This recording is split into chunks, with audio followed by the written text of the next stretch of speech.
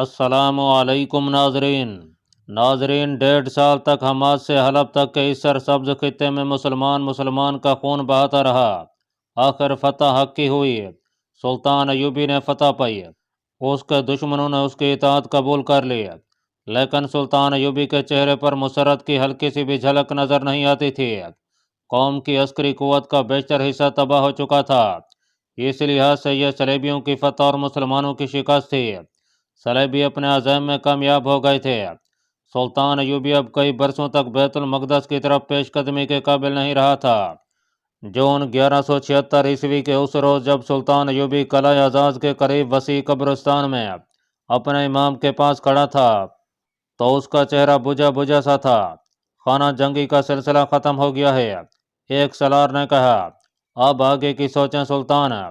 हमें बैतुल मक़दस पुकार रहा है, किबला अव्वल हमारी राह देख रहा है, और मुझे मिस्र पुकार रहा है। सुल्तान सलाहुद्दीन अयूबी ने घोड़ा चला दिया और कहने लगा, वहाँ से बड़ी तशवीशनाक खबरें आ रही हैं। वहाँ मेरा कायम मकाम मेरा भाई है, वो मुझे परेशानी से बचाने के लिए हालात की संगीनी मुझसे छुपा रहा है। अली बिन सुफियान और कोतवाल गियास बलबीस भी मुझे तफसील से कोई बात नहीं बता रहे, सिर्फ इतनी खबर भेजते हैं कि दुश्मन की ज़मीन दोस्त तकरीबी सरगर्मियाँ जारी हैं, उनका सदेबाब किया जा रहा है। परसों के कासिद ने बताया है कि कहरा में तकरीब कारी जोर पकड़ती जा रही है। मालूम होता है शेख सनान को हमने सियासत से बेदखल कर दिया है, मगर उसका कातिल गिरोह कहरा में सरगर्म है।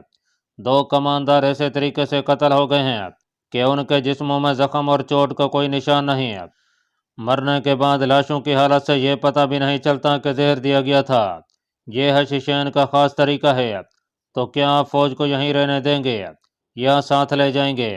एक सलार ने पूछा। इसके मुतल्लिक मैंने अभी फैसला नहीं किया, सुल्तान अयूबी ने कहा। शायद कुछ नफरी ले जाऊं, फौज की ज़रूरत यहाँ ज़्यादा है। सलेबियों ने मिस्र में तकरीब कर इसलिए तेज़ कर दी है कि मैं फ़लस्तीन की तरफ पेशकदमी करने की बजाय मिस्र चला जाऊँ। मैं उनकी यह ख्वाहिश पूरी नहीं होने दूंगा। अलबत्ता मेरा मिस्र जाना ज़रूरी है। सुल्तान अयूबी के खदशे बेबुनियाद नहीं थे। सलेबियों की जहनियत और अज़ाइम को उससे बढ़कर और कोई नहीं समझ सकता था। उस वक्त जब वो कब्रिस्तान से फातिहा पढ़कर अपने जंगी हेडक्वार्टर की तरफ जा रहा था, शेख सनान तरीपोली पहुंच चुका था। शेख सनान जून 1176 के एक रोज़ तरीपोली पहुंचा। उसके साथ उसके फिदई और फौज थी। किसी के पास कोई हथियार नहीं था। सुल्तान अयूबी ने उन्हें निहत्था करके रुखसत किया था। तरीपोली और गिरदोनवा का वसी इलाका एक सलेबी कमांडर के कब्जे में था। शेख सनान उसके पास पहुंचा और पनाह मांगी। 2 रोज़ बाद रिमांड ने इधर उधर से दूसरे सलेबी बादशाहों और कमांडरों को तरीपोली बुलाया, ताकि सुल्तान अयूबी के खिलाफ आइंदा नया अमल तैयार किया जाए। सलेबियों की इंटेलिजेंस का माहिर डायरेक्टर जुर्मन नजाद हरमन भी उस कॉन्फ्रेंस में मौजूद था। आप मुझे इस बिना पर नहीं कोस सकते कि मैं सलाहुद्दीन अयूबी से शिकस्त खा कर आया हूँ, शेख सन्नान ने सलेबियों की इस कॉन्फ्रेंस में कहा। आप जानते हैं कि हम फौज की तरह नहीं लड़ सकते। सुल्तान अयूबी का मुकाबला तुम्हारी फौज भी नहीं कर सकती। मेरे फिदई उसके मुहासरे में कैसे लड़ सकते हैं? ज़रूरत यह है कि आप अयूबी के दुश्मन मुसलमान उमरा को अपनी फौजें दें। वो सब मिलकर उसके सामने नहीं ठहर सके। शेख सन्नान, रिमांड ने कहा, ये हम तक रहने दें कि अयूबी के खिलाफ हमें क्या करना है। हम आपको ये बताना चाहते हैं कि आपने उसके कत्ल के लिए जो 4 आदमी भेजे थे, वो भी नाकाम हो गए हैं और मारे गए हैं और पकड़े गए हैं। सलाहुद्दीन अयूबी पर आपका एक भी कातलाना हमला कामयाब नहीं हुआ। इससे यह ज़ाहिर होता है कि आप अपने आदमी बेकार भेजते रहे हैं, जिनके मर जाने या गिरफ्तार हो जाने से आपको कोई फ़र्क नहीं पड़ता था। हम आपको जो मराहत और रकम देते रहे, वो ज़ाय हो गई है। सिर्फ एक सलाहुद्दीन के कत्ल न होने से आपकी रकम ज़ाय नहीं हुई। शेख सनान ने कहा, मैंने मिस्र में सलाहुद्दीन अयूबी की हुकूमत के जो 2 हाकिम कत्ल करे हैं, उन्हें अपनी रकम के हिसाब में रखें। आपके 3 ताकतवर मुखालिफ सूडान में थे, उन्हें मैंने कब्रों में उतारा और वहां आपका रास्ता साफ किया है। सलाहुद्दीन अयूबी के मुखालिफ मुसलमान उमरा में से जो हलब में मलकुल साले के साथ थे, 2 सलाहुद्दीन के हामी हो गए थे। आपके इशारे पर मैंने उन्हें कत्ल कराया है। और अब मिस्र में हाकिमों के खुफिया कत्ल का जो सिलसिला शुरू हुआ है, वो किसने शुरू किया है? क्या आप उसे भी नाकाम कहेंगे? अयूबी कब कत्ल होगा? फरासीसी सलेबी गया फलोजीनान ने मेज पर मुक्का मार कर पूछा। सलाहुद्दीन अयूबी के कत्ल की बात करो। आपने नूरुद्दीन जंगी को जो जहर दिया था वो सलाहुद्दीन अयूबी को कब दोगे? जिस रोज़ उस किस्म के हालात पैदा हो जाएंगे जैसे नूरुद्दीन जंगी के वक्त पैदा हुए थे। शेख सन्नान ने कहा। सलाहुद्दीन अयूबी के खाने तक पहुंचना मुमकिन नहीं है। क्या आप उस बावर्ची को खरीद नहीं सकते जो उसका खाना पकाता है? एक आला कमांडर ने पूछा। इसका जवाब हमारा दोस्त हरमन दे सकता है, शेख सन्नान ने कहा और हरमन की तरफ देखकर मुस्कराया। शेख सन्नान ठीक कहते हैं, हरमन ने कहा। इस सवाल का जवाब मुझे देना चाहिए कि सलाहुद्दीन अयूबी के बावर्ची को क्यों खरीदा नहीं जा सकता। सलाहुद्दीन इसकी परवाह नहीं करता कि उसके खाने की किसी ने निगरानी की है या नहीं। उसने अपनी जान को खुदा के सपुर्द कर रखा है। इस अकीदे का वो पक्का है कि उसकी मौत का जो दिन मुकर्रर है उस रोज़ उसे अपनी जान खुदा के हजूर पेश करनी है और उसे कोई इंसान रोक नहीं सकता। उसके मुहाफ़िज़ दस्ते का कमांडर, खुफिया महकमे का एक ज़िम्मेदार आदमी और उसका एक मोतमिद खास उसका खाना खा कर देखते हैं। बाज़ औक़ात तबीब आ जाता है और वो भी खाना देखता है। इस इतनी कड़ी निगरानी के अलावा दूसरी दुश्वारी यह है कि सलाहुद्दीन अयूबी के बावर्ची और दीगर तमाम मुलाजिम उसके मुरीद हैं। उनके दिलों में उसकी अंधी अकीदत है। अयूबी उन्हें अपने नौकर नहीं समझता, उनके साथ दोस्तों और भाइयों जैसा सलूक करता है। पूरी तरह जायजा लिया जा चुका है। सलाहुद्दीन अयूबी के उस जाती हल्के में से किसी को खरीदना, उस हल्के में अपना कोई आदमी दाखिल करना मुमकिन नहीं है। उसके पास अफराद ऐसे हैं जो उसके गिर्द हिसार खींचे हुए हैं। ये हैं अली बिन सुफियान, गियास बलबीस, हसन बिन अब्दुल्ला और जहदान। ये सब इतने माहिर सुराग रसा हैं कि उनकी नज़र इंसान के ज़मीर और रूह को भी देख लेती हैं। शेख सनान, रिमान ने शेख सनान से कहा, अगर आप हमसे असियात के कले के बदले एक और कले का मुतालबा करेंगे तो हम अभी ये मुतालबा पूरा नहीं कर सकेंगे। हमारा मुआहदा कायम रहेगा। कले के सिवा दूसरी तमाम मराहत आपको हासिल रहेंगी। अगर आप उन मराहत और माली वजीफ़ों को बरकरार रखना चाहते हैं तो कहरा में और खसूसन तमाम तर मिस्र में सलाहुद्दीन अयूबी की फ़ौज और इंतज़ामिया की अहम शख्सियतों का कत्ल जारी रखें और सलाहुद्दीन अयूबी के कत्ल की भी कोशिशें जारी रखें। सलाहुद्दीन अयूबी के कत्ल के मुतल्लिक़ मैं आपको साफ अल्फाज में बता देता हूँ कि मैं इसमें अपना कोई आदमी ज़ाय नहीं करूँगा। शेख सनान ने कहा, उस शख्स का कत्ल मुमकिन नज़र नहीं आता। मैं बड़ी कीमती फ़िदाई ज़ाय कर चुका हूँ। मुझे यह कहने की भी इजाज़त दें कि सलाहुद्दीन अयूबी ने मुझे नई ज़िंदगी दी है। मैंने उसके आगे हथियार डाले तो मुझे यह तवक्को थी कि मैंने उस पर जितने कतलाना हमले करे हैं उनका इंतकाम लेने के लिए वो मुझे और मेरे चीदा चीदा फिदाइयों को कत्ल कर देगा, लेकिन उसने मेरी और मेरे आदमियों की जान बख्शी कर दी। मैं तो यह समझा था कि वो हमें धोखा दे रहा है।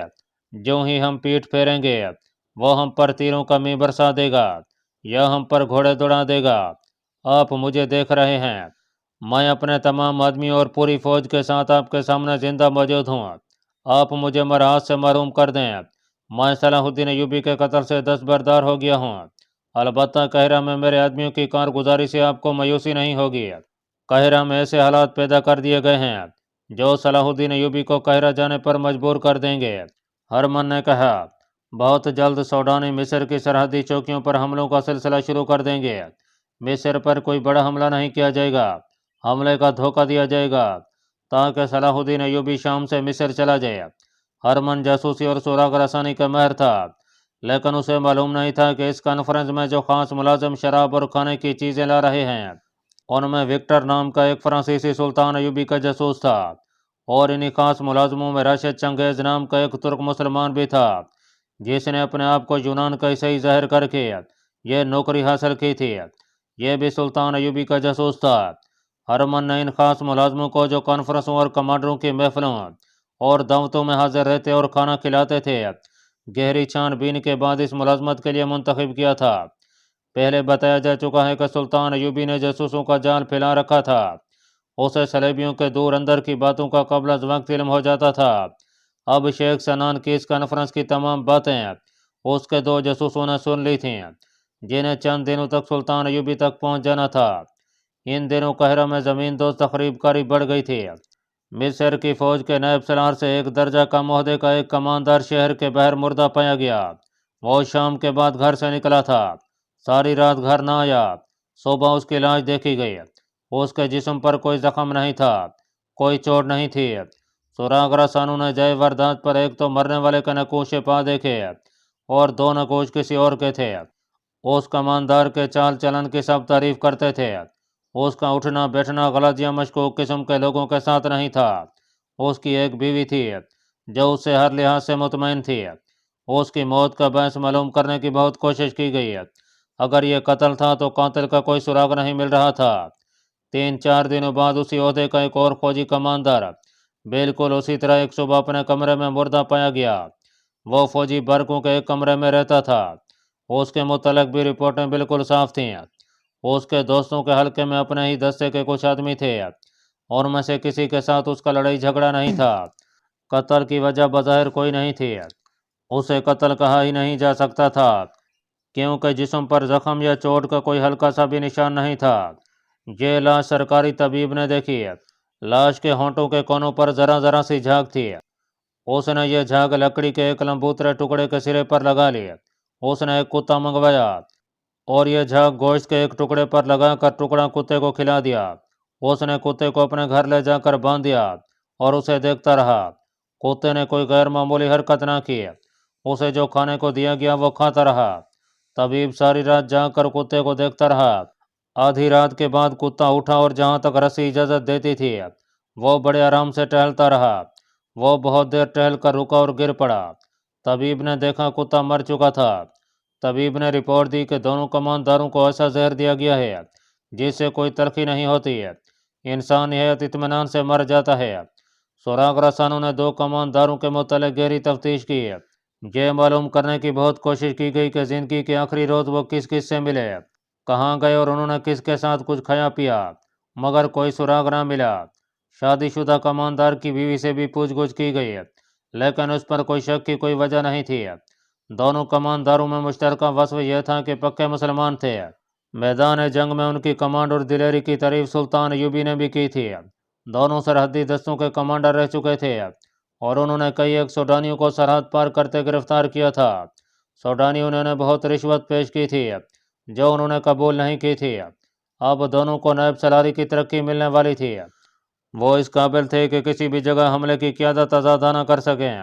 علی بن سفیان نے رائے دی کہ قتل کی یہ دونوں وارداتیں صلیبی تخریب کاروں کی ہیں اور قاتل فدائی ہیں۔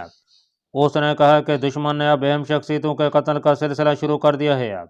تمام کمانداروں اور حکام کو خبردار کر دیا گیا کہ کسی اجنبی یا مشکوک آدمی کے ہاتھ سے کوئی چیز نہ کھائیں اور ایسے آدمیوں پر نظر رکھ کر انہیں پکڑنے کی کوشش کریں جو دوستی لگانے اور کھانے پینے کی کوئی چیز پیش کرنے کی کوشش کریں۔ سراغ رساں مصروف ہو گئے۔ دوسرے کماندار کے قتل کے 7-8 روز بعد ایک رات فوج کے خیموں کو آگ لگ گئی۔ ہزاروں خیمے ایک جگہ لپٹے پڑے تھے، ان کے انباروں کے اوپر چھپر تھے، وہاں پہرا بھی تھا، پھر بھی آگ لگ گئی۔ یہ آگ تخریب کاری کا نتیجہ تھی۔ وہاں اتفاقیہ آگ لگنے کا کوئی امکان نہیں تھا کیونکہ ان چھپروں کے قریب آگ جلانے کی ممانعت تھی، ان کی سختی سے پابندی کی جاتی تھی۔ اس کے علاوہ پر اسرار سے کچھ اور واقعات ہوئے تھے۔ سرحدی دستوں کو اور زیادہ چوکس کر دیا گیا تھا۔ سوڈان کی طرف سرحد کے اندر چوری چھپے آنے والوں کی تعداد اور رفتار بڑھ گئی تھی۔ اس کا اندازہ ان لوگوں کی گرفتاریوں سے ہوتا تھا۔ علی بن سفیان نے اپنی انٹیلیجنس کو اور زیادہ پھیلا دیا اور پہلے سے زیادہ ہوشیار کر دیا تھا۔ قاہرہ سے کچھ دور دریائے نیل کے کنارے پہاڑی علاقہ تھا، اس کے اندر کہیں فرعونوں کے زمانے کے کھنڈر تھے۔ اس سے پہلے ایسے واقعات ہوئے تھے کہ صلیبی اور سوڈانی تخریب کاروں نے ایسے کھنڈروں کو خفیہ اڈوں کے طور پر استعمال کیا تھا۔ مصر میں ایسے کھنڈروں کی تعداد کچھ کم نہیں تھی۔ اس پہاڑی علاقے کو نظر میں رکھنے کے لیے علی بن سفیان نے اپنے جاسوسوں کو خصوصی ہدایات کے ساتھ مقرر کر رکھا تھا۔ اب کے صلیبی تخریب کاروں نے یہ کامیابی بھی حاصل کر لی تھی کہ انہوں نے 2-3 مہینوں کے عرصے میں علی بن سفیان کے 6-7 جاسوس جو قاہرہ میں مختلف جگہوں پر مختلف بحروپوں میں رہتے تھے غائب کر دیے تھے۔ یہ وہ جاسوس تھے جو صلیبیوں کے جاسوسوں کو پکڑنے کے ماہر تھے، لیکن وہ خود پکڑے گئے یا مارے گئے۔ خطرہ یہ تھا کہ وہ پکڑے گئے تو صلیبی انہیں حشیشین کے حوالے کر کے انہیں مصر کی ہی حکومت اور فوج کے خلاف استعمال کریں گے۔ اصل خطرہ تو یہ تھا کہ دشمن کے جاسوسوں نے काहिरा के जासूसों को पहचान लिया था। जासूसी और सुराग रसानी की इस जंग में दुश्मन जीत रहा था। अली बिन सुफियान ने अब जरा ऊंचे ओहदों के ऐसे जासूस जो अपने फन में खसूसी महारत रखते थे इस्तेमाल करने शुरू कर दिए थे। उनमें एक मेहदी उल हसन था जो यरूशलेम और त्रिपोली तक बड़ी कामयाब जासूसी करता आया था। वो बहुत दिलेर और दानिशमंद जासूस था। अली बिन सुफियान ने यह पहाड़ी इलाका उसे दे रखा था। उस इलाके के अंदर सिर्फ एक रास्ता था, पीछे दरिया और बाकी हर तरफ पहाड़ियाँ और चट्टानें भी थीं। अंदरूनी इलाके में सब्जा और दरख्त थे, कहीं कहीं पानी की झीलें भी थीं। इतला मिली थी कि इसके अंदर मशकूक से आदमी आते जाते देखे गए हैं। फिरौनों की किसी अमारत के खंडर सामने नजर नहीं आते थे, किसी ने कभी देखे भी नहीं थे, लेकिन यह यकीन ज़रूर था कि इस कोसार के अंदर फिरौनों ने कुछ न कुछ बनाया ज़रूर था जो अब तक मौजूद है। बहरहाल ये जगह ऐसी थी जो तखरीबकारों का खुफिया अड्डा बनने के लिए मौजूद थी। मेहदी उल हसन वहाँ एक दो ऊँट और चंद एक भेड़ बकरियां ले जाकर सहराई खाना बदोश गड्ढे के बारूप में जाया करता था। उसके जानवर इधर उधर चरते चुगते रहते और वो घूमता फिरता रहता था। उसने कुछ दूर अंदर तक इलाका देखा था, वहाँ से कुछ भी नजर नहीं आया था। बहुत आगे जाकर एक पहाड़ी ऐसी थी जिसके दमन से 20-25 फुट ऊपर एक कुदरती सुरंग का दिहाना था। मेहदी उल हसन उस सुरंग के अंदर गया था। यह इतनी ऊंची और फराख थी कि उसमें से ऊँट गुजर सकता था। यह पहाड़ी की तरफ चली गई थी। मेहदी उल हसन दूसरी तरफ गया। वहाँ तंग सी एक वादी थी जहाँ कोई अड्डा नहीं हो सकता था। सुरंग बहुत लंबी थी। उसके अंदर दाएं बाएं दीवारों में गार सी बनी हुई थी। इतने बड़े बड़े पत्थर भी थे कि एक पत्थर के पीछे एक आदमी बैठकर छुप सकता था। इस मिस्री जासूस ने अली बिन सुफियान को रिपोर्ट दी थी कि वो जहाँ तक जा सका है उसे कोई मशकूक जगह नजर नहीं आई और इतने दिनों से कोई भी एक आदमी अंदर जाता या बाहर आता दिखाई नहीं दिया। अली बिन सुफियान ने उसे कहा कि वो सारा दिन वहीं गुजारा करे और वो ज़्यादा अंदर तक ना जाया करे क्योंकि पकड़े या मारे जाने का खतरा था। अली बिन सुफियान ने उसे यह भी कहा कि कभी कभी वह ऊँट पर सवार होकर रात को भी चला जाया करे। अगर कोई आदमी उसे मिल जाए तो उसे बताए कि वो काहिरा जा रहा है, अपने आप को किसान जाहिर करे। इस हिदायत के तहत मेहदी उल हसन रात को भी वहाँ गया था। एक रात उसे किसी के भागते कदमों की आवाज़ सुनाई दी। ये कोई जंगली जानवर भी हो सकता था और ये कोई इंसान भी हो सकता था। मेहदी उल हसन आगे ना गया, कुछ देर वहाँ रुका रहा, फिर वापस आ गया। वो दूसरे दिन सूरज निकलने से पहले 2-3 ऊँट और भेड़ बकरियां लेकर वहाँ चला गया। उन्हें खुला छोड़कर वो खुद इधर उधर घूमने फिरने लगा। वहाँ सब्जा था, झाड़ियाँ और घास थी और जंगली पौधे भी।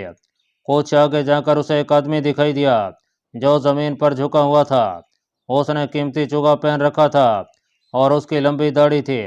सर पर अमामा भी कीमती था। मेहदी उल हसन आहिस्ता आहिस्ता उसकी तरफ चलने लगा।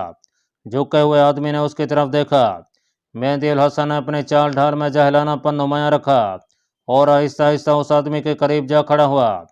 चुगे वाले के हाथ में एक थैला था जिसमें हरे पत्ते भरे हुए थे और उसके दूसरे हाथ में एक पौधे की हरी शाख थी।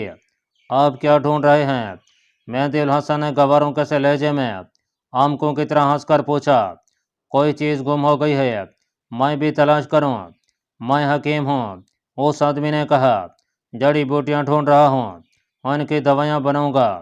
मेहदी उल हसन ने उसका चेहरा देखकर पहचान लिया। वो काहिरा का हकीम था और खासी शोहरत रखता था। मेहदी उल हसन ने उसके इस जवाब को गलत ना समझा कि वो जड़ी बूटियाँ ढूंढ रहा है। इस इलाके में जड़ी बूटियाँ मौजूद थीं। हकीम ने उससे पूछा कि वो यहाँ क्या कर रहा है। उसने बताया कि वो यहाँ से थोड़ी ही दूर अपने एक कुंबे के साथ खेमे में रहता है और यहाँ जानवरों को चराने और पानी पिलाने लाया है। इन बूटियों से आप किस मर्ज की दवाइयाँ बनाएंगे? मेहदी उल हसन ने पूछा। तुम किसी मर्ज को नहीं समझ सकते, हकीम ने जवाब दिया। बाज़ मर्ज ऐसे होते हैं कि मरीज को भी मालूम नहीं होता कि उसे क्या है। ये हकीम मशहूर था, दूर दूर से उसके पास मरीज आते थे। इत्तफाक से मेहदी उल हसन को यहाँ मिल गया। ये इंसानी फितरत की कमज़ोरी है कि इंसान पर मर्ज का वहम भी तारी हो जाता है और इंसान बड़ी लंबी उम्र का और ऐसी जिस्मानी ताकत का मुतमन्नी रहता है जो कभी कम ना हो। मेहदी उल हसन को शायद मामूली सी कोई तकलीफ थी। उसने उसका जिक्र हकीम से किया। उसने नब्ज पर हाथ रखा, फिर उसकी आंखों में झांका और यूं चौंका जैसे उसे इन आंखों में कोई अजीब चीज़ नजर आई हो। उसने मेहदी उल हसन को सर से पांव तक देखा। हकीम के चेहरे पर हैरत का तासुर था। तुम मेरे दवाखाने में आ सकते हो? हकीम ने पूछा। शहर में आ जाओ, मैं बहुत गरीब आदमी हूँ, मेहदी उल हसन ने कहा।